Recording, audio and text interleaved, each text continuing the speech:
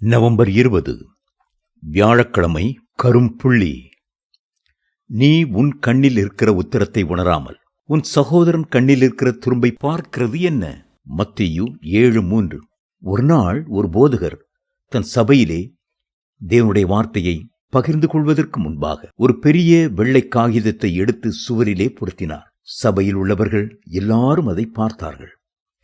அந்த பெரிய காகிதத்திலே ₹1 நாணயம் அளவிற்கு கருப்பு நிறமான ஒரு புள்ளியை வைத்தார். பின்பு போதகர் அந்த சபையாரை பார்த்து, என்ன பார்க்கிறீர்கள் என்று கேட்டார். எல்லோரும் கரும்புள்ளியை பார்க்கிறோம் என்றார்கள். அதிகமாயிருந்த வெள்ளை பகுதியை காட்டிலும் அந்த சிறு புள்ளியே அவர்கள் கண்களில் பிரதானமாய் தெரிந்தது. அதுபோலவே சிலர் மற்றவர்கள் செய்த பெரிய உதவிகளை மறந்து விடுகிறார்கள்.